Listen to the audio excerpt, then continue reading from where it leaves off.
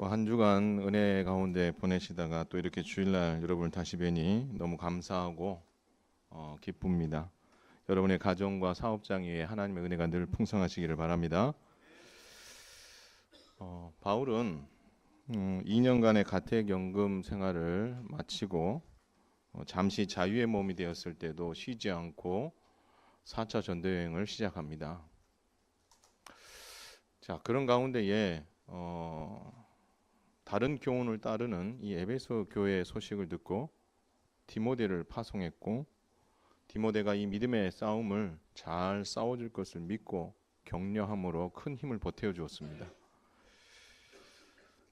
그리고 바울은 디모데가 이 흔들리고 있는 에베소 교회에 교회가 무엇인가라는 이 교회론을 재교육시킬 것을 촉구하면서 교회의 유형을 두 가지로 이야기하게 됩니다. 하나는 성도가 교회고, 교회는 유기적으로 연결된 공동체다, 이 이야기를 하는 거죠.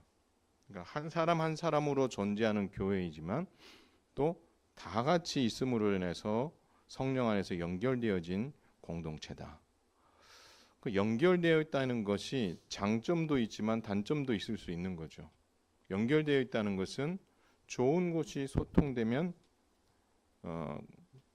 긍정적인 요소들이 이렇게 발전돼 갈 수 있지만, 부정적인 것들이 연결되어서 소통되게 되면 반대로 마이너스적인 요소가 강화되면서 교회 공동체에 또 좋지 않은 영향을 미칠 수 있다라는 겁니다. 그래서 바울이 유기적으로 연결된 공동체가 중요한 이유는 한 사람 한 사람이 교회로서 선한 영향력을 옆에 있는 지체에게 흘려보내고, 또 그 지체가 가지고 있는 좋은 영향력을 내가 받음으로 인해서 서로 성장해가 신앙이 하향 평준화되는 것이 아니라 상향 평준화되며 점점 더 성숙해지기를 바울은 기대하고 바랬던 거죠. 그래서 지금 어려움에 처해 있는 이 에베소 교회가 이 유기적인 관계 안에서 부정적인 것이 자주 이렇게 소통되는 이것을 빨리 차단하고 선한 영향력들, 말씀이 그들 안에 교제되어져서 이 유기적인 교회로서 더 성숙해지기를 바라는 마음에 이 유기적인 교회에 대한 이야기를 했던 것입니다. 그런데 오늘은요, 바울이 교회는 유기적인 교회만 있는 게 아니다라고 이야기합니다. 교회는 직분과 조직을 통해서 세워지는 교회가 또 바른 교회다, 그렇게 이야기하고 있습니다. 한번 따라서 하겠습니다. 교회는 건강한 직분자를 통해 세워지는 조직적인 교회입니다. 믿으시기 바랍니다. 네. 그래서 여러분, 이 유기적인 것도 너무 중요하지만 직분이라는 것, 그리고 조직으로 구성되어 있다는 것, 이것이 또 중요한 교회의 특징이다라고 말하고 있습니다. 바울은 다른 교훈을 따르고 있는 이 에베소 교회를 어떻게 진단했냐면, 이 문제의 잘못은 직분자들이 잘못했다라고 진단을 내린 겁니다. 직분자들이 직분자의 역할을 잘못했기 때문에 좀 이 일이 일어나게 된 거다라고 또 다른 이유를 진단한 거죠. 바울이 3차 전도여행을 마치고 예루살렘 여행을 떠나기 전에 밀레도에서 에베소 교회 장로를 불렀습니다. 공교롭게 오늘 지금 디모데가 가 있는 교회도 에베소 교회입니다. 10여 년의 시간이 흘렀다면 그때 그 장로님이실 수도 있어요. 지금 오늘 이 편지를 읽어야 될 이 대상이 그 밀레도에 왔었던 장로님일 수도 있는 거죠. 그러면서 그 장로님들에게 눈물로서 호소했습니다. 뭘 호소했습니까? 내가 떠난 이후에 교회의 이단의 세력들이 침투해서 교회를 어지럽히고 주님의 양떼들인 성도들을 낚아채가고 신앙을 변질시키는 일들이 반드시 일어나게 될 것이다. 그럴 때에 해야 될 일이 뭐냐? 바로 교회의 장로들인 당신들이 눈물로써 내가 3년 동안 가르쳤던 이 하나님의 말씀을 부여잡고 그들을 말씀으로써 잘 양육하여서 그러한 잘못된 가르침에 빠지지 않도록 만드는 것, 당신들이 해야 될 중요한 책임입니다라고 이야기합니다. 그러면서 이런 말 합니다. 감독자인 여러분, 예수님께서 피로 사신 교회를 아끼고 보호해 주십시오. 이 말을 합니다. 예수님께서 피로 사신 교회를 아끼고 보호해 주십시오라고 간곡하게 부탁을 하는 거죠. 자신이 예루살렘에 가서 고난을 받는 것은 귓전에도 들어오지 않는 거예요. 주님의 몸된 교회가 어려움에 처하는 것이 내가 고통을 당하는 것보다 더 아프다는 것을 강조하면서 말씀 붙잡고 장로님들께서, 감독께서 열심으로 수고해서 정말 이런 거짓 교사들이 공동체 안에 들어오지 못하도록 막아주십시오. 그렇게 간절히 부탁을 했던 것입니다. 그런데 10년이 지난 지금 현재 바울이 부탁한 이 에베소 교회에 이단이 침투해 들어왔고 다른 교훈을 따르게 되니 여러분 이 편지를 쓰면서 바울은 10년 전 일을 떠올리게 했겠죠. 그렇죠? 자기 시간이 밀레도에서 그렇게 간곡하게 부탁했던 그 메시지가 이루어지지 않았거든요. 그리고 그 메시지를 들었던 장로님들이 그때의 장로님들과 별반 차이가 없다면 똑같은 분일 수도 있고요. 그렇다면 더더욱 바울은 마음이 아프고 힘들었을 것이라 판단될 수 있습니다. 그래서 바울은 디모데를 에베소에 보낸 거예요. 보낸 이유는 가서 직분자 교육을 다시 시키라는 겁니다. 감독이 해야 될 일이 뭔지, 집사가 해야 될 일이 뭔지, 오늘 여자라고 돼 있지만 여자 집사일 수도 있고 우리로 말하면 권사일 수도 있고 그런 직분자들이 갖추어야 될 것이 무엇인지 그것을 재교육시키라는 거예요. 그리고 이 새 직분을 만약 선출하려고 한다면 이 새 직분자를 선택하기 위한 신앙의 기준도 분명히 마련해야 된다. 그래서 바울이 신앙의 기준을 명확하게 아주 디테일하게 잘 마련해 주었습니다. 한마디로 바울은 디모데가 서로 연결된 유기적 교회를 넘어서 조직으로서의 교회로 다시 거듭나 직분자를 통해서 교회가 제 기능을 감당할 수 있기를 진심으로 바랬던 것입니다. 그래서 여러분 성도들끼리 유기적인 관계를 잘 유지하는 것도 정말 중요하지만 교회 안에 하나님께서 세워놓으신 이 직분을 소중히 여기고 직분자를 잘 세우고 직분자를 통해서 정말 하나님의 교회가 정말 사역이 되어져 가는 그 어떤 구조들이 또 한편으로는 정말 중요하다라고 바울은 이야기하고 있다라는 것입니다. 그래서 바울은요 크게 세 가지 직분을 이야기하고 있고 각각의 까다로운 기준들을 이야기하고 있습니다. 하나하나 다 볼 수는 없기에 우리가 아까 감독에 대한 자격을 우리가 성경 봉독을 하면서 읽었습니다.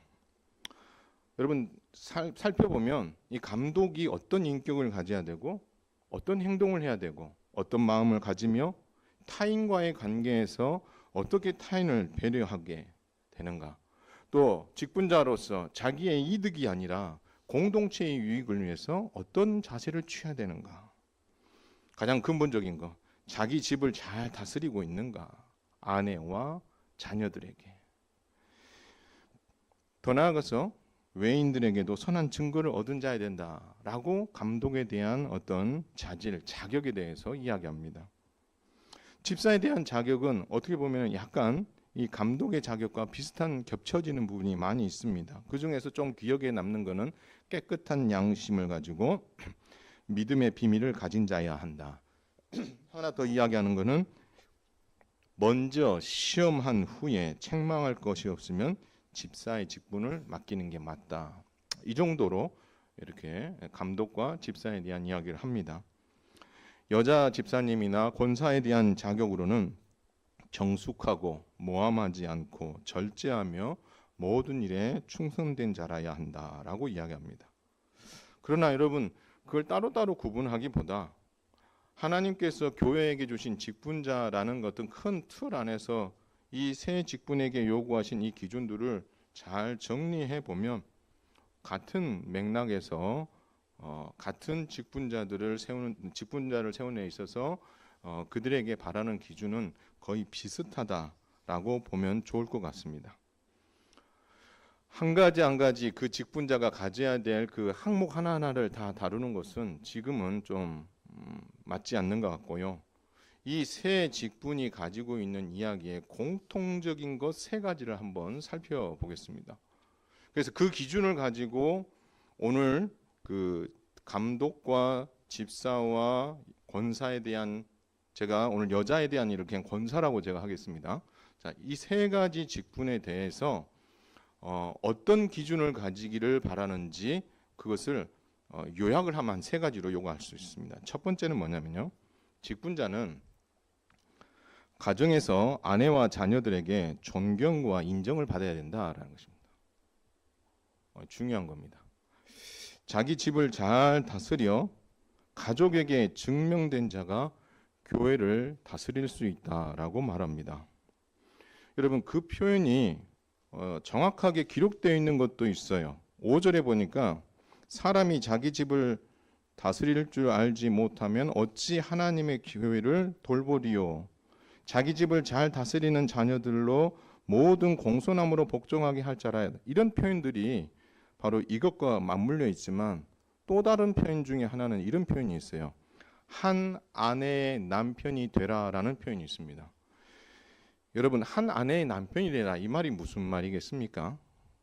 하나님께서 남자와 여자를 만드실 때에 동일하게 하나님의 형상으로 만드셨지만 한 가정을 꾸려감에 있어서 질서를 하나님 주셨고 그 질서에 순응하며 정말 남자와 여자에게 주신 그 역할들을 잘 감당함으로 인해서 돕는 배필인 아내가 남편을 존중하고 인정해 줄 수 있어야 된다. 반대로 말하면 남편은 돕는 배필인 아내에게 존경과 인정을 받을 수 있는 그런 사람이 바로 직분자가 되어야 된다. 그런 이야기를 하고 있는 것입니다. 믿음에 있어서 아내들에게 우리 남편 정도 되면 직분을 감당할 만큼의 믿음이 있어 라고 다른 사람이 아니고 아내에게, 배우자에게 인정받을 수 있다, 최고다라는 이야기를 들을 수 있다면 직분자로서 좋은 어떤 자질을 가지고 있다라는 것입니다.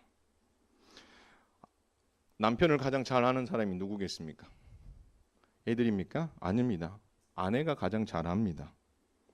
숨길 수 없죠. 한 이불을 덮고 함께 대화하고 함께 기도하고 함께 예배하며 함께하는 시간을 제일 많이 가지는 게 배우자인 아내입니다. 사람들 앞에서는 나의 모습을 숨길 수 있지만 배우자 앞에서는 숨기기 쉽지 않죠. 그렇다면 이런 아내에게, 배우자에게, 그리고 이런 돕는 배필에게 존경받을 만하고 인정을 받을 만하다라고 한다면 교회를 다스릴 만한 자격이 있다라는 것입니다. 마찬가지입니다. 또 이와 유사하게 자녀들이 교회와 말씀에 항상 공손히 복종할 수 있는 그런 가정을 꾸렸다면 그 사람은 교회의 직분자가 될 수 있다. 그렇게 이야기합니다. 신앙교육을 잘 한 사람이 성도들을 공손하게 주께 복종하도록 훈련시킬 수 있다라는 것입니다. 그렇지 않으면서 성도를 믿음으로 이끈다는 건 이건 정말 힘든 거예요. 본인도 힘들고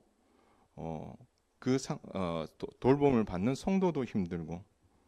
그래서 여러분, 자녀들을 믿음 안에서, 신앙 안에서 잘 양육하여서 말씀에 순종하고 교회의 질서에 순종할 수 있는 자녀로 잘 양육했다면 그 사람은 직분을 감당할 수 있는 자격이 있다라고 말하는 것입니다. 그런데요, 반대로 자녀들에게 공경받지 못하고 자녀들이 하나님의 말씀에 복종하지 못하도록 복종하도록 신앙교육을 시키지 못했다면 이걸 다르게 표현하면 이럴 수도 있어요. 직분자인 자신도 공손하게 하나님과 교회를 복종하지 못하는 사람이다라고 볼 수 있다라는 것입니다. 그렇기 때문에 자녀에게 신앙교육을 시키는 게 정말 중요하고 그들이 하나님의 교회의 권위와 말씀의 권위에 순종할 수 있는 아이로 양육하는 것, 그것이 그만큼 중요한 일이고 직분자가 해야 될 많은 일들 중에서 가장 큰 일일 수 있다라는 것입니다. 사랑하는 우리 직분자 여러분, 아내에게 존경과 인정을 받고 계십니까? 네, 대답을 안 하시네. 받고 계실 줄로 압니다. 여러분, 정말 자녀들에게 우리 아버지 정도의 신앙을 내가 아버지의 신앙을 보면서 내가 이렇게 자랐습니다. 아버지께 감사할 수 있고 존경하고 인정할 수 있다면 여러분은 그 직분을 감당하기에 합당한 사람이라고 볼 수 있습니다. 한 가정의 가장으로서 경제적 책임을 다하는 것이 전부가 아니라는 것입니다. 이거는 기본이고요. 믿음의 부모가 그리고 직분자가 해야 될 것은 이것을 뛰어넘어서 영적인 것도 책임질 수 있어야 직분을 감당할 수 있다라는 것입니다. 믿음에 있어서 존경과 인정을 받을 수 있어야 교회의 머리가 되신 예수님의 양떼들을 돌볼 직분을 하나님께서 맡길 수 있다라고 말씀하신 거죠. 여러분, 여러분의 가정이 화목하기 위해서가 아니라 그것도 이유이지만 여러분이 주의 몸된 교회를 잘 섬기기 위해서 여러분이 믿는 바 신앙, 성경적 가치관, 성경적 어떤 삶을 사랑하는 배우자에게 그리고 사랑하는 자녀들 앞에서 존경받고 인정받을 수 있을 만큼의 말과 행동들, 성경적 가치관을 갖추고 가정을 잘 세워가는 것, 이것이 직분자가 가져야 될 어떻게 보면 가장 큰 정말 덕목이 되어야 된다라는 것입니다. 그래서 여러분의 가정 안에서 정말 이 신앙 교육이 잘 세워져서 아내가 남편을 존중해주고 자녀들이 부모님의 신앙을 존중해주고 인정해주며 나도 우리 부모님처럼 신앙생활을 하겠다. 우리 부모님이 내게 보여준 신앙의 모습을 따라 내가 살아가겠다라는 고백을 우리의 자녀들이 할 수 있다면 그는 우리 교회에 좋은 직분자로 세울 만한 가치가 있다라고 바울은 우리에게 교훈하고 있다라는 것입니다. 두 번째 직분자가 갖춰야 될 것을 이 세 직분을 통합해서 한번 살펴보면 바로 교회에서 성도들에게 존경과 인정을 받아야 한다라는 것입니다. 직분자들은 성도들에게 믿음과 성숙의 모습을 보여주어야 합니다. 뭐 이렇게 이야기할 수도 있어요. 내가 하나님 앞에서 떳떳하게 살면 되지. 제가 굳이 내가 예를 든 겁니다. 저 개인적으로 기도하고 있는데 굳이 제가 수요 예배 때 와서 기도하고 시간을 이렇게 잘 낼 수 없지만 또 주일 오후 예배 때 나오고 해야 될 이유가 있겠습니까? 제가 시간이 되는 한 제가 하나님 앞에서 시간을 내서 기도하고 하는 일들을 제가 하고 있습니다. 그래서 저는 하나님 앞에서 부끄럽지 않습니다라고 직분자들이 이야기할 수 있습니다. 그걸 의심하지는 않습니다. 그러나 직분자는 온 성도들에게 본이 돼야 되는 거예요. 내가 시간이 안 된다고 해서 안 됐으면 어쩔 수 없지만 내가 주의를 지키고 내가 신앙의 믿음의 직분자로서 기도의 자리에 나와서 기도하고 예배의 자리에 나올 때에도 미리 시간을 내서 일찍 와서 내가 교회를 직분자로서 돌아봐야 될 게 어디 있는가. 나는 이 직분을 가지고 이 직책을 가지고 있으니 이 정도만 하면 돼가 아니고 이 교회에 지금 오전 예배를 드리기에 앞서서 직분자로서 내가 미리 와서 이 교회에 필요한 게 무엇인가 돌아보고 그 필요를 눈에 담고 그래서 저것을 교회가 이렇게 해감으로 인해서 교회를 좀 더 건강하게 그리고 잘 세워갈 수 있지 않을까. 와서 예배의 자리도 줄이 비틀어졌는지 한 번 더 살펴보고 또 예배당 주변에 풀이 있다든지 뭐 이런 것들이 있으면 저거 언제쯤 한번 배워야 되겠다. 아니면 뭔가 좀 고장난 게 있으면 저거 좀 한번 살펴봐야 되겠다. 예배 시간 딱 맞춰서 오는 게 아니고 직분자들은 미리 좀 와서 일주일에 한 번 와서 예배를 드리는 이 공간이지만 이 교회를 사랑하고 성도들이 어린 성도들이 믿음 안에서 예배를 잘 드릴 수 있는 쾌적한 환경을 만들어주는 데 있어서 내가 할 일이 무엇인가 미리미리 봐서 돌아보는 것, 이런 것도 필요한 거죠. 시간만 딱 맞춰가지고 오시는 게 아니고. 이런 것들이 어떻게 돼요? 직분자들로서 성도들에게 성숙한 모습을 보여주는 거예요. 나만 잘하는 게 되는 게 아니고요. 그렇게 살아가는 모습을 성도들에게 보여주려고 애를 쓰는 것도 필요해요. 이건 가식이 아니에요. 가식이라고 하면 아무것도 못합니다. 그러나 내가 그렇게 하면서 달라지는 거죠. 교회에 대해 관심을 가지게 되고 교회에 대한 애착과 마음이 달라지는 거예요. 그러면서 교회에 대해서 어떻게 해요? 더 사랑하는 마음 가지고 다가갈 수 있는 여유가 생기는 거예요. 그렇게 되면은요, 여러분, 우리 젊은 그리스도인들도 그렇고 어린 성도들도 그렇고 그게 안 보일 것 같죠. 눈에 보입니다. 그러면 이런 말을 하게 되죠. 아, 나는 저 집사님처럼, 나는 저 장로님처럼, 권사님처럼 내가 신앙생활을 해야 되겠구나.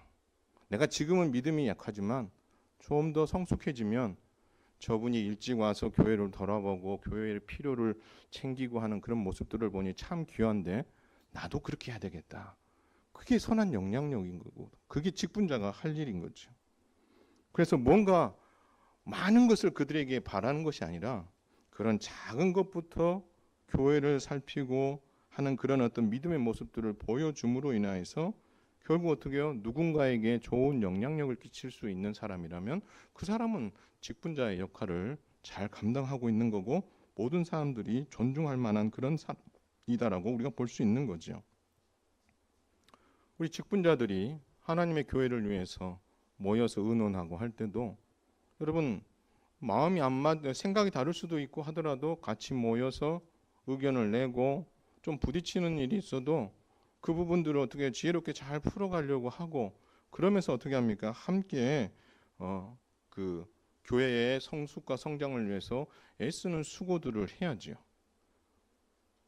여러분 그러한 것들이 다툼이나 그런 것들로 인하여서 불편함으로 인해서 그러한 모임에 참여하지 않는 것이 아니라 아프더라도 참여하고 어떻게 해서든지 그것을 같이 풀어가려고 수고하는 그 수고가 뒤따르는 그 일들이 있을 때에 우리는 좋은 직분자로 서갈 수 있는 거예요. 그래 되면 신중해지고 단정해지고 그러면 절제가 있게 되고 자기 이익만 생각하던 내가 교회 전체를 생각하게 되고 타인을 배려하게 되면서 더 성숙해지는 좋은 직분자가 된다면 하나님의 교회는 하나님이 바라시는 모습으로 서갈 수 있다라는 것입니다. 직분자 여러분, 여러분은 교회의 성도들에게 믿음에 대한 부분에서 존경과 인정을 받고 계십니까? 누군가를 돌보고 사랑하고 이끌어주는 영적인 책임을 다해야 합니다. 그런데 반대로 직분자인 내가 돌봄을 받고 돌봄이 필요하고 잘한다 잘한다 칭찬만 해줘야 내가 일을 하는 그런 모습, 이끌어가야 되는 위치에서 이끌림을 받고 있는 모습이 내 모습이라면 우리는 하나님 앞에서 다시금 직분의 그 권위와 직분의 그 책임들을 돌아보며 우리 자신을 살피는 그런 모습들이 필요하지 않겠나 생각합니다. 그래서 나는 과연 성도들에게 사랑과 존경과 인정을 받고 있는가? 나는 열심히 일한다고 하는데 왜 사람들은 나를 부담스러워하고 가까이 하지 않으려고 하는가? 그렇다면 그들이 문제인가 내가 문제인가? 살피고 돌아보고 성찰하고 하나님 앞에서 기도하고 그러면서 어떻게 합니까? 좋은 직분자가 되기 위해서 나만 다른 사람한테 잘한다 잘한다 칭찬받기 위해서가 아니라 하나님 앞에서 칭찬받고 하나님의 교회가 잘 되기를 원하는 마음에 내가 변해야 될 것들이 있다면 변화되어지는 그 수고가 뒤따를 때에 여러분들은 성도들에게 존경과 인정을 받으며 하나님이 바라시는 좋은 직분자로 서가게 될 줄 믿으시기를 주님의 이름으로 부탁을 드립니다. 마지막 세 번째 직분자는요. 세상에서 믿지 않는 사람들에게 존경과 인정을 받을 수 있어야 된다라는 것입니다. 특히 오늘 감독에 대한 이야기를 할 때 이런 말을 합니다. 외인에게도 선한 증거를 얻어야 된다 이 말합니다. 이 외인이 뭐죠? 예수님을 믿지 않는 사람들에게도 저 사람은 예수님 믿는 사람답다, 이런 말을 들을 수 있어야 된다라는 것입니다. 근데 사실 여러분, 이 이야기는요, 장로나 감독에게만 하는 이야기가 아닙니다. 왜냐하면 이것은 오히려 모든 직분자들이 다 갖춰야 돼요. 모든 직분자들이 어떻게 보면 이야기 자체는 감독에게만 하는 것처럼 보이지만 이 근본적인 이유를 들어가 보면 이건 모든 그리스도인이 다 해야 될 일이거든요. 직분자들은 장로나 장례집사나 권사나 서리집사나 감독이기 이전에 예수 그리스도를 통해서 세상으로부터 구별받아 살아가는 그리스도인이라는 것입니다. 그 그리스도인은 세상 가운데에서 믿지 않는 사람들과 구별되어 있기 때문에 그리스도인이라는 말이 나왔잖아요. 그렇죠? 안디옥 교회에서 처음 그리스도인이라는 말이 나오게 된 이유가 뭡니까? 이방인들과 그리스도인의 삶이 확연하게 구별되고 저 사람들은 그리스도인이네, 우리하고 다르네, 삶의 가치관도 다르고 방식도 다르네 라는 것을 그들이 보면서 인정해 줬기 때문에 그리스도인이라는 말이 나왔다면, 우리가 장로나 장집사나 권사나 서리집사나 목사인 저까지 포함해서 모든 직분자들은 외인에게, 믿지 않는 자들에게 선한 증거를 얻어야 된다, 이 말은 믿지 않는 자들에게도 그리스도인답다라는 말을 들을 수 있는 그런 직분자가 되어야 된다라고 말하고 있는 것입니다. 그들로부터 그리스도인답다라고 존경과 인정을 받을 수 있는 사람, 역시 예수 믿는 사람이 다르다는 이야기를 들을 수 있는 성도가, 직분자가 되어야 되지 않겠습니까? 여러분이 함께 살고 있는 아파트에서 문 열기만 하면 바로 앞에 보이는 앞집에 사는 사람에게도 그런 이야기를 들을 수 있어야 되고, 윗집, 아랫집에, 아랫집에 살고 있는 사람에게도 그런 이야기를 들을 수 있어야 되는 거죠. 요즘 위아래층 층간소음 때문에 시끄럽고 불미스러운 일도 많이 나타나는데, 그런 가운데에서도 그리스도인이 정말 그리스도인답게 믿지 않는 사람들과의 관계를 잘 함으로 말미암아 분쟁이 있을 만한 곳에서 분쟁을 없애고 오히려 양보하고 배려하고 도움으로 말미암아 그들의 입술에서 교회 다니는 사람이 뭔가 다르기도 다르다, 이런 이야기를 들을 수 있다면 그는 직분자로서의 자리에 설 만한 자격이 있다라는 것입니다. 여러분이 일하시는 직장 안에서도 불신자들과 믿는 자가 분명히 구분됩니다. 교회를 다니면서도 교회 다니지 않는 것처럼 말하지 않고 행동하는 사람도 많이 있다고 저는 알고 있습니다. 똑같이 교회 다니면서 술 마시고 담배 피고 음담패설하면서 그 부끄러운 모습을 부끄럽게 여기지 아니하고 그냥 자연스럽게 하면서도 직분자라는 것을 숨기며 직장 생활하는 사람들이 있습니다. 할 말과 하지 말아야 할 말을 구분하지 못하고 말하는 이들도 있습니다. 왜 믿지 않는 사람들 앞에서 우리 교회는 이런 교회고 우리 교회에 이런 어려움이 있고 어떤 우리 교회에 이런 사람이 있는데 이런 일을 하는데 내가 정말 힘들어, 이런 이야기들, 할 말 구분하지 못하고 살아가는 그런 직분자들도 있다라는 것입니다. 사람과의 관계 속에서 나는 거짓말을 하지 못한다, 나는 할 말 다 한다. MBTI에서 그 T입니까? T? 뭐지?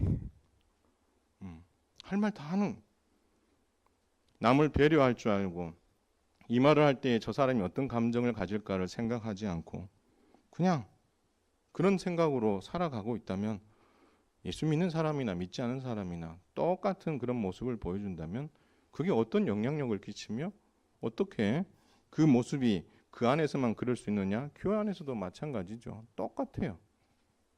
서로 배려하고 한 걸음 물러서서 지켜봐주고 돌보고, 그러면서 믿지 않는 자들의 그 딱딱한 마음, 굳어있는 마음, 어두운 그 마음들에 빛을 비춰주고 부드럽게 만들고 복음이 들어갈 수 있도록 말하고 행동하는 그런 그리스도인, 그런 직분자가 우리 현흥교회만이 아니라 이 땅의 직분자들의 삶의 한 부분이 되어야 된다라는 것입니다.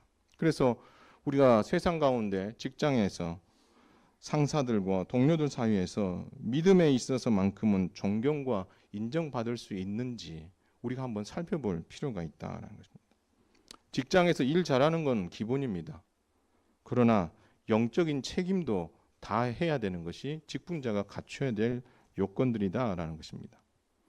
믿지 않는 자들 속에서 존중받고 인정받을 수 있어야 교회의 머리 대신 예수님의 양떼들을 돌볼 직분을 맡길 수 있다라고 바울과 주님은 바울을 통해서 우리에게 교훈하고 있다라는 것입니다. 바라기는 가정에서 아내와 자녀들에게, 교회에서 성도들에게, 또 세상에서, 직장에서 동료들과 상사들과 함께 살아가는 그곳에서 예수 그리스도를 믿는 그리스도인일 뿐만 아니라 직분자답게 살아감으로 좀 하나님을 기쁘시게 드릴 수 있는 좋은 직분자들 되시기를 주님의 이름으로 축원을 드립니다. 이렇게 보면 직분이라는 것이 참 무겁고 이거 살아가는데 너무 불편한 게 많을 수 있어요. 좀 자유롭고 싶고 하고 싶은 거 마음대로 하고 싶은데 그리스도인이요 직분자라는 것 때문에 참 불편한 게 많이 있을 수도 있는 거지요. 그러나 직분의 영광스러움을 알게 되면 우리는 그것을 참아내고 이겨낼 수 있다라는 것입니다. 한마디로 말하면 성도들은 하나님의 집이요 진리의 기둥과 터인 교회에서 이런 까다로운 기준을 가지고 직분자를 선택해야 한다라는 것입니다. 그냥 우리 교회에 출석한 지 오래됐고 우리 교회에서 믿음 생활한 지 수대째가 됐고 그리고 나이가 됐고 할 때가 됐다라는 이유로 우리가 직분자를 선택하는 것이 아니라 하나님의 집인 하나님의 교회요. 그리고 진리와 기둥의 터인 이 교회를 정말 세우고 붙들고 떠받드는 일들을 해야 될 이 직분자가 하나님 앞에서 그리고 가정 안에서 교회 안에서 세상 가운데서 존경받으며 정말 인정받을 수 있는 사람으로 세워지지 않는다면 우리는 그 기둥은 어떻게요? 정말 흔들리게 되고 언젠가는 무너질 수 있는 위험이 생길 수 있다라는 것입니다. 따라서 직분자는 이 기준이라는 것이 까다로운 것은 사실이지만 이 기준에 합당한 삶을 살아갈 책임이 있다라는 것입니다. 따라서 직분자가 이 기준에 합당한 삶의 모범을 보여주어 존경과 인정을 받고 있든지 그렇지 않든지 간에 현재 직분자의 모습은 바로 여러분이 선택한 것에 대한 책임도 있는 것이고 그 직분자에게도 책임이 있기에 우리는 누구 때문이 아니라 우리 모두의 책임임을 알고 직분자를 세우는 일들은 보다 더 신중하게 해야 되고 그리고 그렇게 직분자로서의 삶을 충성스럽게 혹여나 살지 못하는 성도가 있다면 그를 포기하는 것이 아니라 그를 위해서 기도하고 우리가 예수의 이름으로 선택한 이이기 때문에 교회의 유익을 위해서 믿음 안에서 굳게 서도록 기도로 돕고 살피는 일들을 우리는 감당해야 되는 것이 또한 우리의 몫이다라는 것입니다. 더 나아가서 이렇게 직분자의 그 갖춰야 될 조건도 이렇게 까다롭지만 또 이 직분자를 잘 선택하는 성도들의 책임도 있지만 중요한 것은 이 직분이 영광스럽다라는 것을 여러분 이해하면 이 직분을 받기 위해 더 몸부림치고 사모할 뿐만 아니라 이 직분을 받고 나서 더 하나님의 교회를 위해서 충성할 수 있기 위해 애를 다 써야 된다라고 말하고 있는 것입니다. 오늘 본문에 보면은요. 맨 마지막 절에 16절 앞부분만 한번 읽어보겠습니다. 시작. 크도다 경건의 비밀이여 그렇지 않다 하는 이가 없도다. 여러분 이게 무슨 말입니까? 여러분 이 말은 직분자가 스스로 경건하게 살 뿐만 아니라 가정과 교회와 세상에서 존경과 인정을 받는 그런 삶을 사는 것만큼 위대한 일이 없다. 그 말을 하고 있는 것입니다. 세상에 위대한 일이 많이 있지만 직분자로서 가정에서 교회에서 그리고 세상 속에서 존경과 인정받으며 살아가는 그 모습만큼 위대한 일이 없다. 그렇게 말하고 있는 것입니다. 그리고 지극히 이것은 당연하며 마땅히 살아야 될 삶의 원칙이다라고 말하고 있습니다. 더 나아가서 우리가 맡은 이 직분이 영광스러운 이유는요. 16절 뒷부분에 나와 있습니다. 바로 우리에게 직분을 맡겨주신 이 예수님께서 영광스러운 분이기 때문에 우리의 맡은 직분이 영광스럽다라는 것입니다. 예수님께서 육신으로 이 땅에 오셔서 영으로 우리를 의롭다 하심을 받게 해 주셨습니다. 그리고 예수님의 십자가의 죽으심과 부활 이후에 마침내 영광스럽게 승천하셔서 하나님 보좌 우편에 앉으시고 그 우편에 앉으신 그분께서 지금도 세상을 다스리시는 만왕의 왕이실 뿐만 아니라 교회의 머리로서 지금도 직분자를 세우고 계신다라는 것입니다. 그렇다면 그 직분이 누구로부터 왔어요? 그 영광스러운 예수 그리스도로부터 왔거든요. 그 영광스러운 예수 그리스도로부터 왔고 더 중요한 것은 그것을 교회의 성도들의 투표와 선택을 통해서 우리가 세우는 것뿐이지 그 세우시는 분은 누구시라는 거예요? 그리스도라는 겁니다.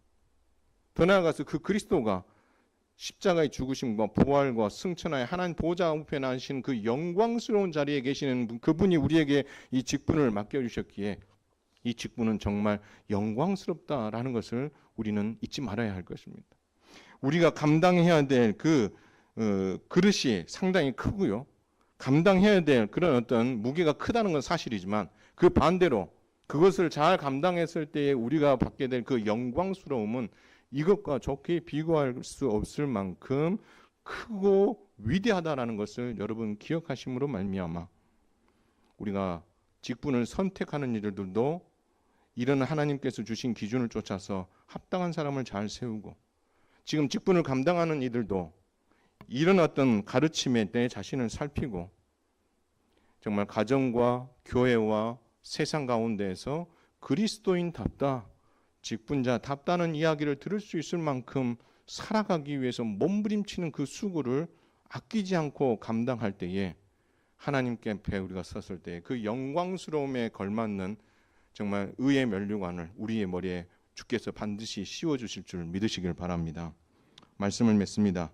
사랑하는 성도 여러분, 직분자 여러분, 직분을 사모하고 직분을 받기를 기대하는 성도 여러분, 직분자는 가정에서 아내와 자녀들에게, 직분자는 교회에서 성도들에게, 직분자는 세상에서 믿지 않는 사람들에게 인정과 존경을 받아야 된다는 사실을 잊지 마시기를 바랍니다.